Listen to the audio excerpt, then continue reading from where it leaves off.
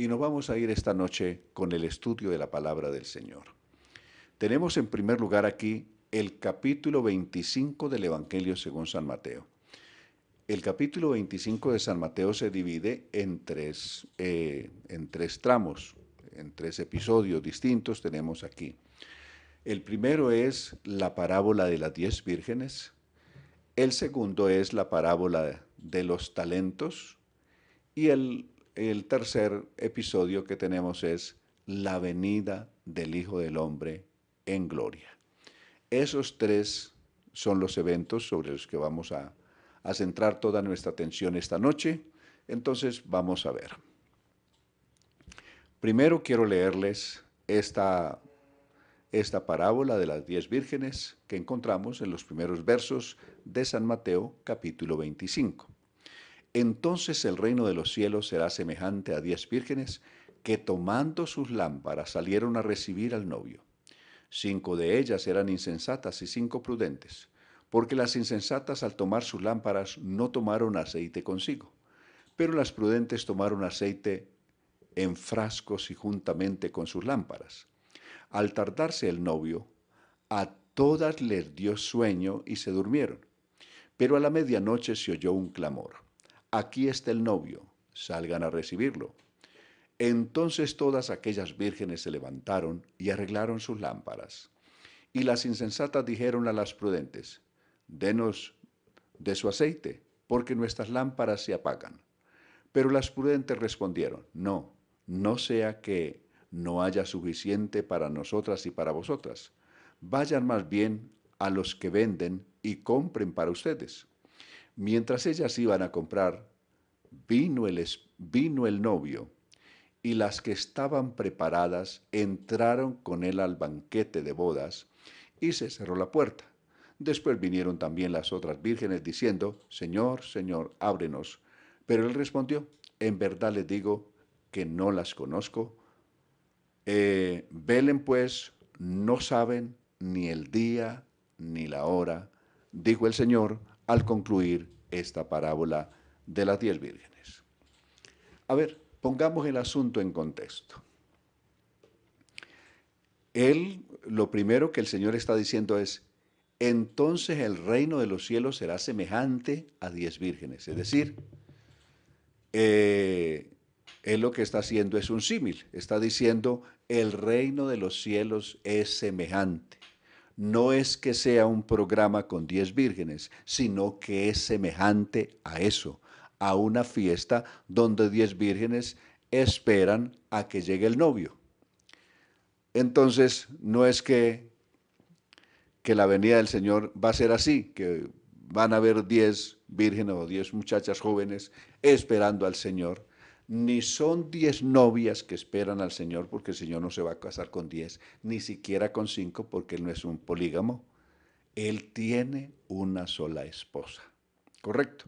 Entonces, no confundir las vírgenes con la esposa, porque son dos cosas completamente distintas. Les pongo en contexto un poco de esto, ya que esto es eh, todas estas cosas de la Biblia pues se dan en un mundo que es lejos para nosotros, se da en un contexto del Medio Oriente, de las costumbres propias del Medio Oriente. Estaba revisando un poco el Talmud, que es el libro de tradiciones y de ceremonias y de moralejas del judaísmo.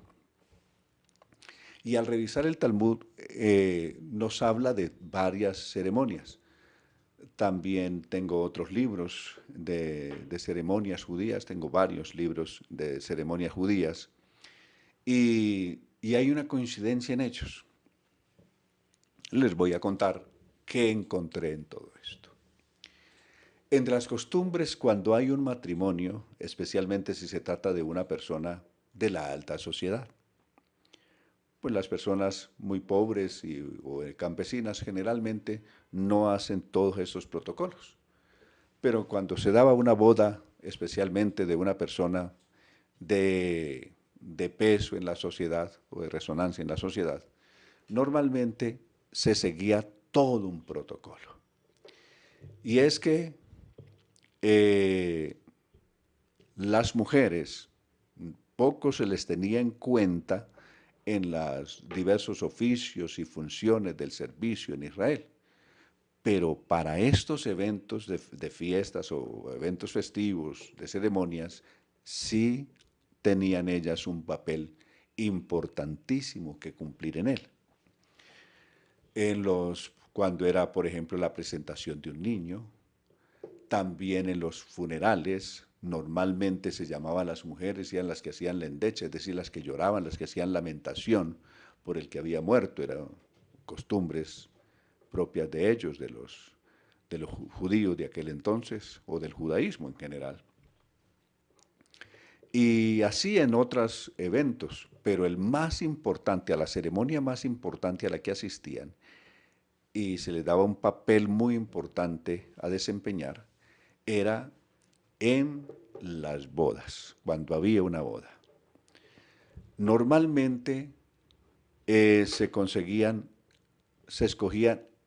10 jóvenes que eran las encargadas de un protocolo, un cortejo especial que se hacía en, en la preparatoria del momento cuando el novio llegaba y se dirigía a la casa de la novia el día que exactamente se desposaría con ella. Entonces había un grupo de jóvenes esperando. Recuerden que esto lo citó Salomón.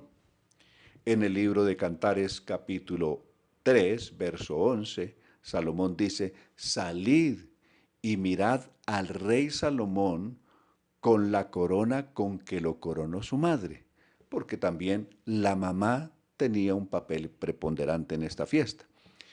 En el caso de Salomón, como era rey, quien le puso la corona en la cabeza en presencia de las doncellas de Jerusalén fue su propia mamá, según lo dice él ahí en Cantares. Entonces, ¿cuál era la función de estas jóvenes de Jerusalén? Hacer toda una calle de honor, todo un desfile para dar la bienvenida al rey Salomón el día de su desposorio, eso dice el texto. Lo mismo es lo que se realizaba aquí. Lo que Jesús está citando es una fiesta así, de bodas. Hay un matrimonio, hay un hombre que está comprometido, es decir, que ya ha hecho una promesa legal de matrimonio con una joven, pero él está ausente. Normalmente esa promesa se hacía y un compromiso que se hacía y normalmente el novio podía irse y tardar 6 meses, 9 meses o un año o un poco más de tiempo para venir y hacer efectiva la promesa de matrimonio. Esto es una costumbre entre ellos. Y el día que llegaba, entonces había toda una preparatoria. Especialmente si era en un pueblo pequeño, lo esperaban desde la puerta principal del pueblo, de la ciudad, un grupo de personas. Pero el último tramo, es decir, los últimos metros, por decirlo así, que marcaban la proximidad a la casa de la novia, eran 10, de acuerdo al Talmud y la tradición, pues que es la tradición, 10 jóvenes que hacían una calle de honor y todas, cada una tenía una lámpara que ardía con aceite de oliva. 10 lámparas, 10 jóvenes y 10 lámparas. ¿Por qué no, por qué Jesús citó 10? ¿Y por qué no citar 20 o citar solamente 6? La costumbre, es decir, la tradición, eran 10. Esa era la tradición. El Talmud establece que eran 10. Por eso Jesús, citando tal cual la tradición, citó 10. Eso era lo que establecía el Talmud. Y esas eran las que, si era en la noche que llegaba el novio, las que alumbraban el último tramo del novio para llegar a la puerta de la casa donde estaba la novia esperando al novio para su desposorio. Entonces, esa era la función de las 10 vírgenes. No era en ellas la esposa, simplemente eran las encargadas de hacer la bienvenida, la calle de honor y todo el protocolo del ingreso del novio a la casa de la novia. Pero ocurre aquí un caso especial, y es donde Jesús centra o pone el centro de su enseñanza. El reino de los cielos es semejante a 10 vírgenes. Recordemos que el Evangelio es uno solo. Estamos diciendo que el Evangelio es uno solo. No hay 2 evangelios ni 3 evangelios. Hay un solo Evangelio. Solo que el Evangelio, en el caso de los judíos que esperan el establecimiento del reino de Dios en la tierra, tiene un énfasis hacia el reino de Dios en la tierra. En el caso de nosotros, la iglesia, de entre las naciones, que esperamos un recogimiento antes de esa conversión masiva de Israel, esperamos es el regreso del Señor en el aire y nosotros seremos recogidos en las nubes para recibir al Señor en el aire. Es decir, son 2 eventos distintos. Uno es el momento cuando la iglesia sea recogida, que es un evento secreto, que solamente lo sabe quien se fue. El resto del mundo quedará lleno de hipótesis, de ideas, proponiendo diversas hipótesis, que pasó esto, que aquello, que los alienígenas, que aquello, que lo otro, o que se fueron porque eran más malos, o porque desaparecieron de la tierra porque tenían esto, porque tenían lo otro, cualquier hipótesis que la gente se haga, pero la iglesia será recogida en un evento secreto. Diferente que la fiesta de Israel cuando el reino se establezca de Dios para Israel, será un evento público a la vista de todo el mundo, pues Cristo vendrá y todo ojo le verá, como dice Apocalipsis capítulo 1, verso 7, y como también lo dice el mismo capítulo 24 de San Mateo, verso 29, y como lo va a decir aquí el verso 31 en adelante de este capítulo. Entonces, el establecimiento del reino, cuando Cristo venga a establecer su reino en la tierra, será un evento público, un evento visible para todos los habitantes del mundo, distinto del evento iglesia. Entonces, no podemos confundir un evento con otro. Este evento no está hablando o estas 10 vírgenes no son la iglesia. La iglesia es la esposa. Estas 10 vírgenes apenas son las que se encargaban de alumbrar con sus lámparas el último tramo del camino del novio hacia la casa de la novia, y luego que entraba el novio, la puerta se cerraba. Cuando el novio entraba, entraban igual las que habían hecho el acompañamiento, entraban a la casa donde se celebraba el desposorio, y quiere decir que era a partir de ahí no había ingreso a más ninguno. El novio era el último que entraba con las que hacían el acompañamiento. Ya se sobreentiende que el resto de personas que iban a asistir a la boda, familiares y demás, se sobreentiende de que ya estaban dentro de la casa con la novia esperando ese momento de la llegada del novio. Pero llama la atención, en esta espera, como el novio no decía, no había dicho qué día llegaba, ni siquiera qué hora llegaba. Se creía que llegaría en la noche. Por eso estaban hasta altas horas de la noche esperando que llegara. Y como se hacía tarde, dice que las 10 vírgenes todas se durmieron. Solo que había una diferencia. 5 de ellas, que eran muy prudentes, prepararon, aderezaron sus lámparas y prepararon también aceite en frascos para cuando llegara el momento no les fuese a faltar aceite, porque había que alumbrar el camino y no se sabe cuánto tiempo tendrían que estar sus lámparas encendidas hasta que el novio hiciera su ingreso de manera efectiva en la casa donde sería el desposorio. Entonces, es la cuestión. Entonces tenían que tener aceite, no solamente tener sus lámparas llenas, sino aceite disponible para poder abastecer sus lámparas en cualquier momento. Las 5 que eran diligentes o prudentes tomaron sus lámparas y tomaron también consigo aceite. Note que se habla de las dos cosas.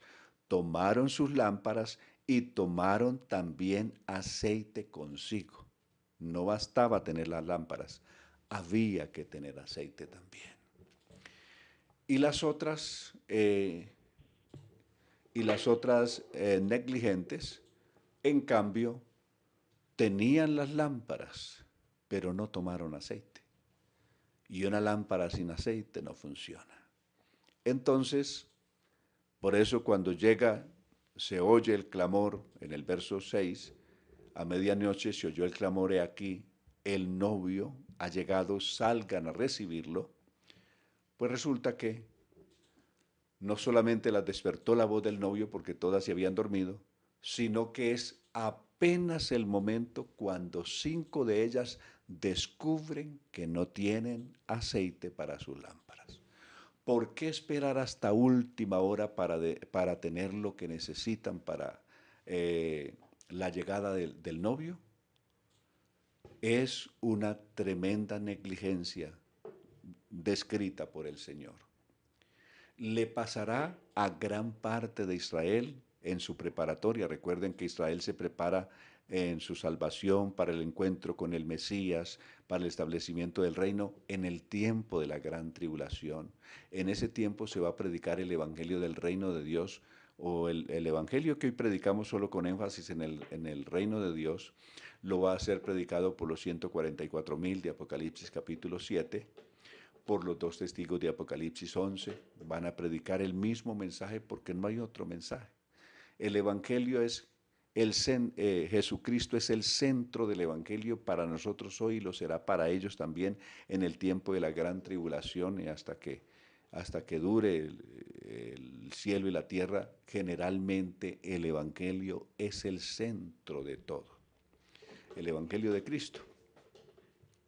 Entonces, aquí tenemos pues la situación.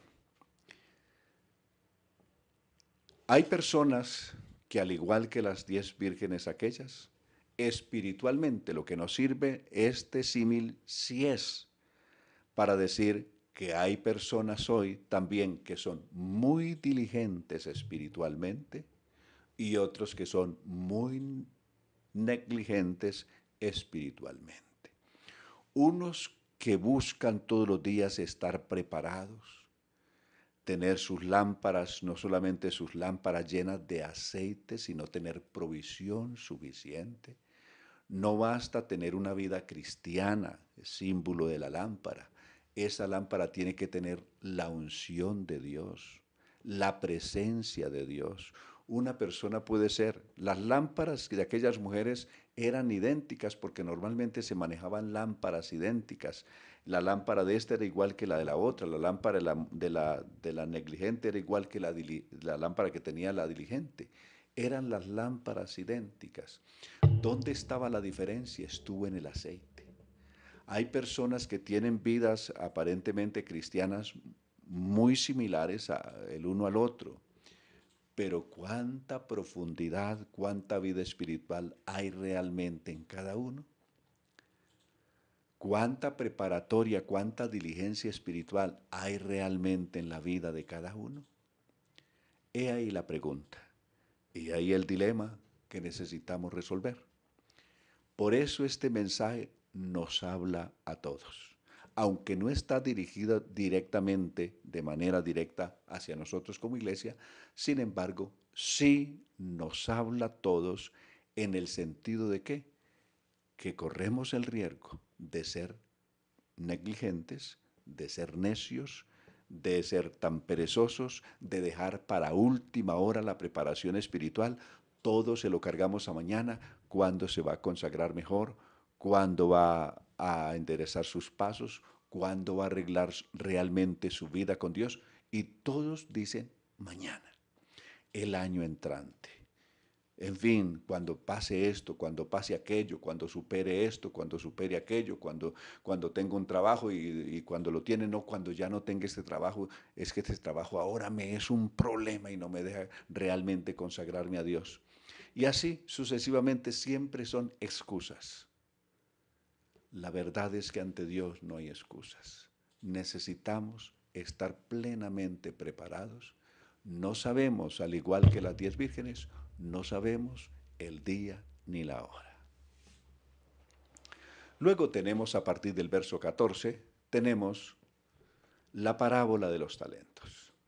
La parábola de los talentos es igual. ¿A qué es igual esto?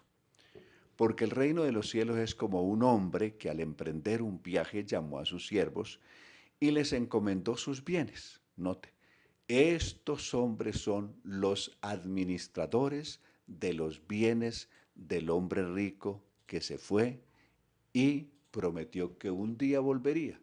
No dijo exactamente qué día, no dijo la hora, no dijo cuándo, solo se sabe que dijo que volvería. Les dio un capital, es decir, la riqueza de él se las dejó para que ellos administraran sus grandes riquezas. Las riquezas de este hombre no eran pequeñas, son proporcionalmente unas riquezas enormes que les dejó. ¿Qué pasó? A ver, ¿a qué es semejante esto? Él dijo que el reino de los cielos es semejante a un hombre. Pero ¿a qué lo asemejamos hoy? Dios a todos nos ha dado talentos. Los talentos no solamente son las aptitudes que podamos desarrollar, las capacidades que tengamos, sino especialmente lo que realmente hacemos con lo que Dios nos ha dado a favor de la obra de Dios. Porque puede ser que una persona tenga muchas facultades humanas, muchas aptitudes, pero desafortunadamente no tenga la diligencia suficiente para poner a funcionar todas esas capacidades que Dios le ha dado a favor del reino de Dios o a favor de la iglesia o a favor del servicio a Dios. Entonces, he ahí el problema. Cuando se habla del tribunal de Cristo y la premiación que va a ser, que se va a dar en el tribunal de Cristo, está hablando de esto. Y esta es una premiación que se va a hacer en el reino de Dios, es decir, cuando el reino de Dios sea establecido aquí en la tierra. Veamos algunos contextos. Por ejemplo, para que no ubiquemos los talentos en ninguna otra parte, sino donde Cristo los ubicó. Por ejemplo, San Mateo, ahí devolviéndonos solamente San Mateo al capítulo 19, vamos a tener el verso 18, el verso 28. San Mateo 19, verso 28. Del verso 27. Entonces Pedro le respondió, mira, nosotros lo hemos dejado todo y te hemos seguido. ¿Qué pues recibiremos? Es decir, en el futuro, ¿qué es lo que vamos a tener? Jesús les dijo, en verdad les digo que ustedes que me han seguido en la regeneración, cuando el Hijo del Hombre se siente en el trono de su gloria, recuerda que Cristo se va a sentar en el trono de su gloria, es aquí en la tierra inicialmente, en su reino. Ustedes se sentarán también sobre 12 tronos, mire que lo ubica dónde es este reino, es en la tierra. Se sentarán ustedes también sobre 12 tronos para juzgar a las 12 tribus de Israel. Cuando Cristo se siente en su trono, los 12 apóstoles se van a sentar también en 12 tronos para juzgar a las tribus de Israel.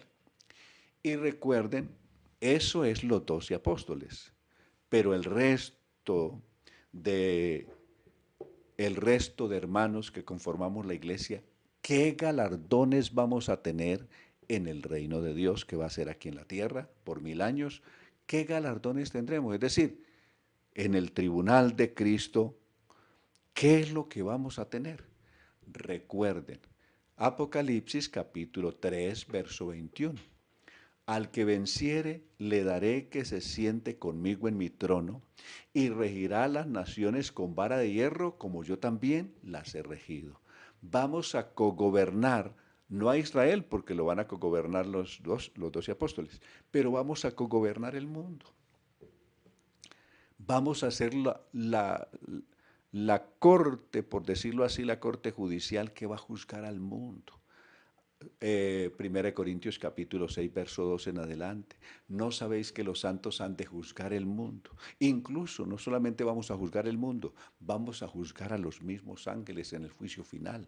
Entonces, este trabajo nuestro es muy grande. Es decir, cuando pensamos en los galardones que el Señor nos va a dar, que nos va a dar cuando Él esté sentado en su trono y se establezca el tribunal para premiar el trabajo de los que han trabajado y se le entregue el premio a los 12 apóstoles de cada uno recibir un trono para juzgar a las 12 tribus de Israel, también nosotros vamos a recibir.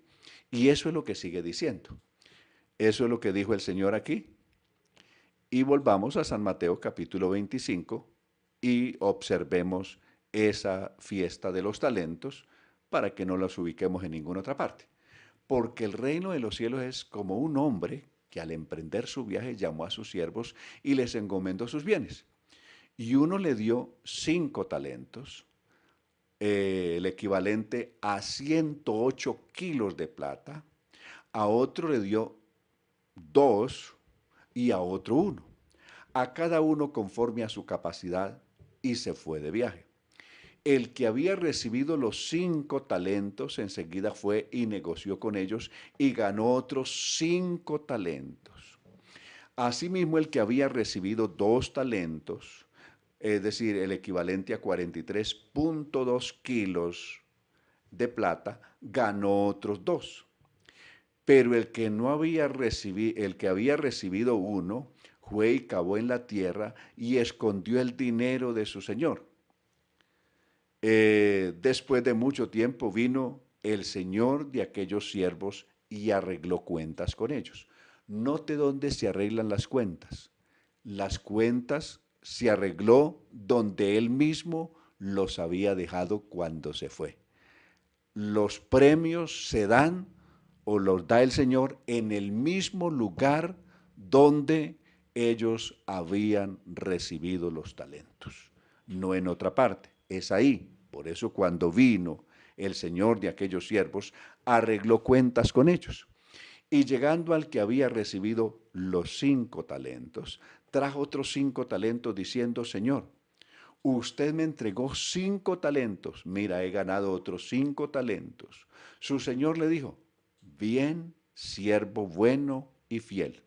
En lo poco fuiste fiel, en lo mucho te pondré. Entra en el gozo de tu Señor. Y llegando también el otro, recuerde que esto es semejante a las monedas que se dio en otro ejemplo, y al que llevó 10 se le dijo que fuera sobre 10 ciudades, y al que llevó 5 se le dijo que fuera sobre 5 ciudades, y así sucesivamente. Note que es una cuestión de autoridad que se recibe para el reino o en el reino de Dios establecido por 1000 años aquí en la tierra. Llegando también el que había recibido 2, dijo, Señor, usted me entregó 2 talentos, mire, he ganado otros 2 talentos. Su Señor le dijo, ven buen siervo fiel, en lo poco fuiste fiel, sobre mucho te pondré, entra en el gozo de tu Señor. Pero llegando también el que había recibido 1 talento, es decir, el equivalente a 21.6 kilos, dijo, Señor, yo no sabía que usted es un hombre duro, que ciega donde no sembró y recoge donde no ha esparcido. Y tuve miedo y fui y escondí su talento en la tierra. Y mire, aquí lo que es suyo. Pero su señor le dijo, siervo malo y perezoso. Sabía que ciego donde no sembré y que recojo donde no esparcí. Debías entonces haber puesto mi dinero en el banco y al llegar yo hubiera recibido mi dinero con intereses. Por tanto, quítale el talento y dáselo al que tiene 10 talentos. Porque a todo aquel que tiene, más se le dará y tendrá en abundancia. Pero el que no tiene, aún lo que tiene, se le quitará. Y al siervo inútil, dice, échalo en las tinieblas de afuera, allí será el llanto y el crujir de dientes. Entonces, esto es con lo que concluyó. Así concluye esta premiación de los que habían recibido el capital, la riqueza de su Señor para trabajar con ellas. Recibieron tremendo galardón los que trabajaron adecuadamente y tremendo castigo aquel siervo perezoso, inútil, medroso, que no fue capaz de hacer nada por la causa de su Señor. Es lo mismo hoy. Si bien esto lo dijo Jesús a ellos como judíos, sin embargo a nosotros como iglesia también nos tiene que tocar esto. Es necesario que prestemos atención. Dios nos ha dado a cada uno talentos, nos ha dado recursos espirituales, nos ha dado capacidades, nos ha dado dones. ¿Qué estamos haciendo con esto? Es decir, ¿qué rendimiento estamos dando para Dios? ¿Qué rendimiento estamos dando para el reino de Dios? ¿Cuál es nuestro trabajo? ¿Cuál es nuestra responsabilidad? ¿Cuál es la diligencia que tenemos?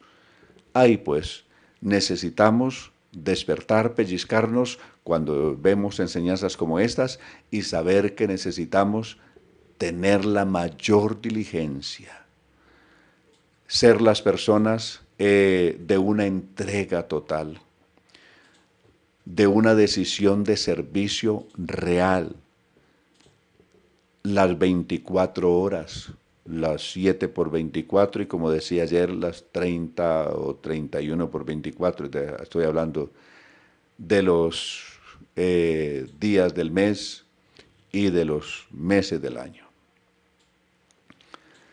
Entonces, he ahí así concluye esta parábola. Y finalmente tenemos aquí la última. La última es cuando el Hijo del Hombre venga en su gloria. Esto es a la tierra. Este es el juicio que el Señor va a hacer de las naciones que sobrevivan a la gran tribulación. Es decir, de todas las personas que sobrevivan, buenas y malas, que sobrevivan a la gran tribulación, a los juicios de la gran tribulación. Este es el juicio que se va a hacer. Entonces, aquí cuenta lo que va a pasar. Es decir, eso está profetizado en Isaías capítulo, varias veces en el libro de Isaías está profetizado este evento que vendría. Está en Zacarías capítulo 14, está en Joel capítulo 3, verso 8 en adelante. Está también en el libro de Miqueas, en el capítulo 7, 17, entre otros, está descrito este evento que va a ocurrir. Entonces dice, cuando el Hijo del Hombre venga en su gloria y todos los santos ángeles con él, entonces él se sentará en el trono de su gloria, esto es aquí en la tierra, y serán reunidas delante de él todas las naciones. Note que no son individuos, sino son todas las naciones. Desde luego, individualmente cada uno va a recibir, pero esto es colectivos, todas las naciones. Y se separarán los unos de los otros como el pastor separa las ovejas de los cabritos, y pondrá las ovejas a su derecha y los cabritos a la izquierda. Entonces el rey dirá a los de la derecha. Note, esto es un juicio que se va a hacer respecto de ¿qué? Es decir, todo juicio del Señor tiene una justificación. Dios no hace ningún juicio, ningún castigo, si no existe una justificación para ello. Por eso siempre se llama el justo juicio de Dios. Entonces, y eso es lo que tenemos aquí. ¿En base a qué se va a juzgar al mundo? ¿En base a qué? Entonces el rey dirá a los de la derecha, verso 34, vengan benditos de mi Padre, hereden el reino preparado para ustedes desde la fundación del mundo. Y aquí venga otra vez de nuevo, aunque ya lo he enseñado muchas veces. Saquémonos de la cabeza la idea de que solo la iglesia va a ser salva. En el tiempo de la gran tribulación, gran parte de Israel, desafortunadamente no todo, sino un remanente de Israel va a ser salvo, pero también naciones enteras van a ser salvas con Israel en el tiempo de la gran tribulación. y en el milenio también habrá salvación. Nos hemos metido en la cabeza interpretaciones de textos que hemos hecho a nuestra manera y nos hemos equivocado diciendo, no, en la gran tribulación no hay salvación para nadie. Tenemos que aclarar lo que la Biblia dice, para quienes no y para quienes sí. La Biblia contiene eso, para quienes no hay salvación en el tiempo de la gran tribulación, pero para quienes sí. Todo el texto que tenemos para juzgar una cosa u otra es segunda de Tesalonicenses capítulo 2, verso 8. Note la interpretación que hemos hecho torcida de este texto. Y con ello no hemos ganado nada, hemos afectado a mucha gente y hemos confundido a otros. Observen el texto. El texto está diciendo de la manifestación del hombre de pecado. Entonces se manifestará aquel inicuo, a quien el Señor matará con el resplandor de su venida y destruirá con el espíritu de su boca. Inicuo, ahí dice, inicuo cuyo advenimiento es por obra de Satanás con gran poder y señales y prodigios mentirosos. ¿Para quiénes? Dice para quiénes, para los que se pierden. No dice para toda la humanidad, no dice para toda la gente, dice para los que se pierden. ¿Y cuáles son los que se pierden? Entonces especifica con todos los detalles quiénes son los que se pierden. ¿Quiénes se pierden? Los que no recibieron el amor a la verdad para ser salvos. Es decir, personas que conociendo la verdad no tuvieron la capacidad o no tuvieron la entereza o no le dieron la importancia, no quisieron amar al Señor. Sabiendo la verdad, conociendo al Señor, pero pudo más su desánimo espiritual, pudo más su desgano espiritual, pudo más su mundanalidad, pudo más su carne, pudo más su pereza, cualquier otra cosa, pudo más que el amor que tenían que tener por el Señor y por su palabra. Para esos no hay salvación. Para ese que es conociendo a Cristo, su evangelio, su obra, su gracia, su misericordia, y conociéndolo y no es capaz de amarlo, para ese no hay salvación. A ese es que está diciendo. Para que sean condenados todos. ¿Quiénes son los todos? Los que no recibieron el amor a la verdad para ser salvos. Por esto, note, por esto Dios les envía un poder engañoso para que crean a la mentira. ¿Quiénes van a creer a la mentira? Es decir, ¿quiénes serán los primeros que van a terminar arrodillados adorando al falso Mesías, al falso Cristo o a la bestia? ¿Quiénes son los que van a terminar adorándolo en primer lugar? Los descarriados de hoy, usando el término de las vírgenes, los necios de hoy, los negligentes de hoy, serán los primeros en encabezar el grupo de personas que estarán de rodillas ante este falso Mesías. Dice, por esto Dios les envía un poder engañoso. ¿A quiénes? A esos que no reciben la verdad para ser salvos. ¿Para qué les envía Dios un poder engañoso? Para que crean a la mentira. Al igual que pasó con Acab. Cuando Acab no quiso escuchar al profeta de Dios, Micaías, entonces Dios permitió que espíritus de demonio le hablaran a través de sus falsos profetas y lo indujeran para ir a la guerra, donde finalmente fue herido y murió. Es decir, para que lo mataran. Porque no quiso creer al verdadero profeta de Dios, sino que antes lo torturó y lo hizo meter a la cárcel. Lo mismo va a hacer Dios en este caso.